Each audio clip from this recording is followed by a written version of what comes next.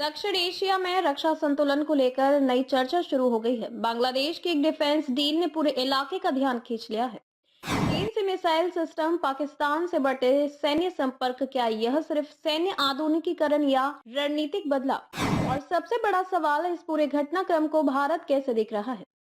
दक्षिण एशिया की सुरक्षा और कूटनीति से जुड़ा एक अहम विषय इन दिनों चर्चा में है। मीडिया रिपोर्ट्स के अनुसार बांग्लादेश ने अपनी सैन्य क्षमताओं को मजबूत करने के लिए चीन से SY-400 मिसाइल सिस्टम खरीदने की दिशा में कदम बढ़ाया है। SY-400 एक short range ballistic missile system बताया जाता है, जिसे आधुनिक, सटीक और मोबाइल लॉन्च क्षमता वाला माना जाता है। रक्षा विशेषज्ञों के मुताबिक इस तरह की मिसाइल प्रणाली किसी भी देश की डिफेंस, डिट्रेंस और सीमाई सुरक्षा को मजबूत करने में सहायक। बांग्लादेश लंबे समय से अपनी सेना के आधुनिकीकरण पर काम कर रहा है। चीन पहले से ही बांग्लादेश का एक प्रमुख रक्षा आपूर्तिकर्ता रहा है, जिसमें युद्धपोत, ट्रेनिंग सिस्टम और सैन्य उपकरण शामिल है। इस पृष्ठभूमि में SY-400 डील को एक निरंतर सैन्य नीति का हिस्सा माना जा रहा है।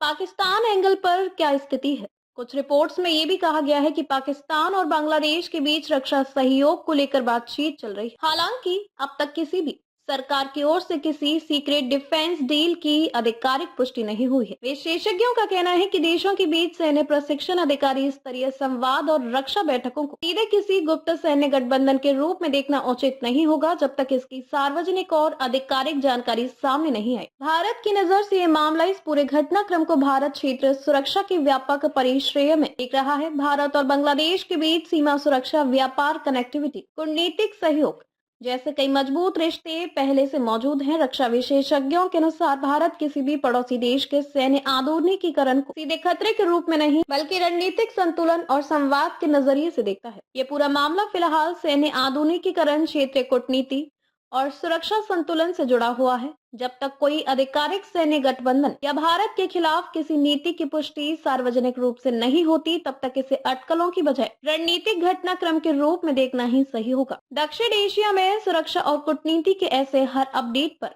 हम नजर बनाए रखेंगे, तथ्यों के साथ, बिना किसी भ्रामक दावे के।